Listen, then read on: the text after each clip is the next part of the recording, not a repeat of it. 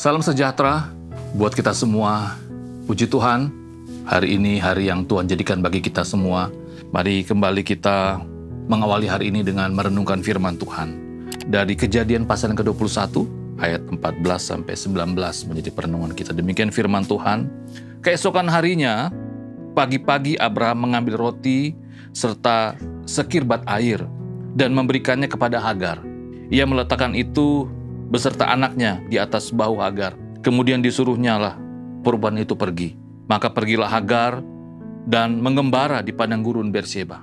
Ketika air yang dikirbatnya itu habis, dibuangnyalah anak itu ke bawah semak-semak. Dan ia duduk agak jauh, kira-kira sepemanah jauhnya. Sebab katanya, tidak tahan aku melihat anak itu mati. Sebab ia duduk di situ. Menangislah ia dengan suara nyaring. Allah mendengar suara anak itu, lalu malaikat Allah berseru dari langit kepada Hagar. Katanya kepadanya, apakah yang engkau susahkan, Hagar? Janganlah takut, sebab Allah telah mendengar suara anak itu. Dari tempat ia terbaring, bangunlah, angkatlah anak itu dan bimbinglah dia. Sebab aku akan membuat dia menjadi bangsa yang besar. Lalu Allah membuka mata Hagar, sehingga ia melihat sebuah sumur.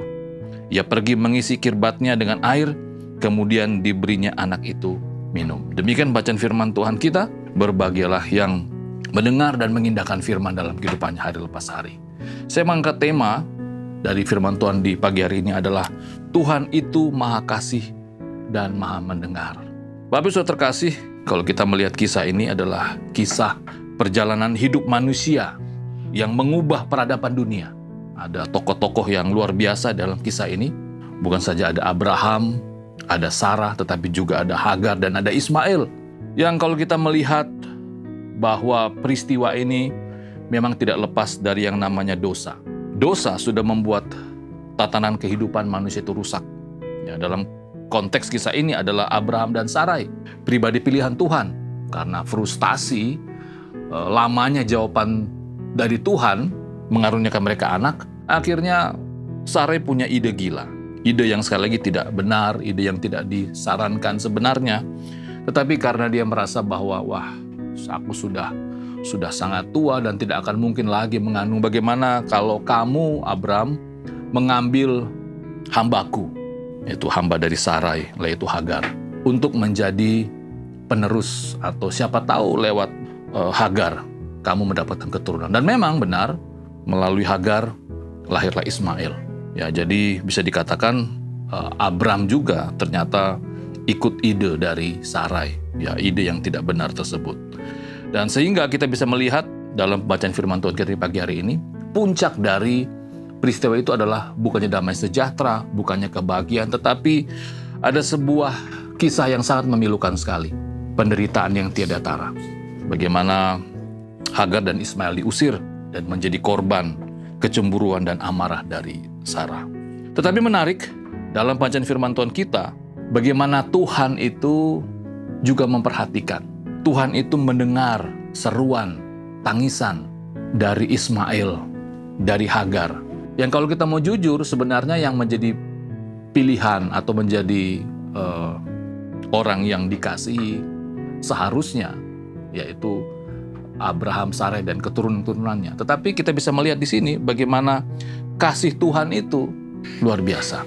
Kasihnya kepada Hagar dan Ismail tetap ada. Tuhan tetap mendengar seru dan tangis doa Hagar dan Ismail. Jadi ada penyertaan dan berkat bagi Hagar dan Ismail. Jelas sekali kalau kita membaca dalam bacaan firman Tuhan kita, dikatakan di ayat yang ke-18, bangunlah, angkatlah anak itu, bimbinglah dia, sebab aku akan membuat dia menjadi bangsa yang besar. Lalu Allah membuka mata Hagar sehingga ia melihat sebuah sumur, dan ia pergi mengisi kirbatnya dengan air, kemudian memberinya anak itu minum. Wah, luar biasa kisah ini. Lalu aplikasinya apa dalam kehidupan kita? Bapak Ibu Saudara terkasih, mungkin perjalanan kehidupan kita atau kisah hidup kita diwarnai dengan mungkin banyak kegagalan, ya, jatuh bangun dalam pertumbuhan iman kita. Tetapi percaya bahwa Tuhan itu baik, Dia sangat baik, Dia selalu mendengar doa dan kesulitan kita. Artinya, selama bumi ini masih berputar, kebaikan dan kemurahan hati Tuhan tetap ada kepada kita. Kebaikannya selalu baru setiap hari. Kasih-Nya selalu ada setiap saat bagi kehidupan kita. Jadi mari tetap percaya, mari tetap berharap, apalagi dalam konteks kita sebagai orang-orang pilihannya. Mari kita berdoa. Tuhan Yesus, kami bersyukur Engkau adalah Tuhan dan Allah kami yang sangat amat baik. Engkau begitu mengasihi kami, orang-orang yang mungkin dalam perjalanan kehidupan kami melewati situasi kondisi yang tidak mudah. Kami melewati lembah-lembah kekelaman dalam kehidupan kami. Tetapi Tuhan tetap peduli dan mengasihi kami. Terima kasih Tuhan untuk kebaikan-Mu yang kami masih rasakan sampai hari ini, sampai detik ini. Dan kami mau untuk selalu setia, selalu percaya, selalu berharap hanya kepada-Mu saja. Terima kasih Tuhan, ini doa kami. Berkati apa yang kami kerjakan di hari ini dan juga memberkati orang-orang yang kami kasihi. Amin.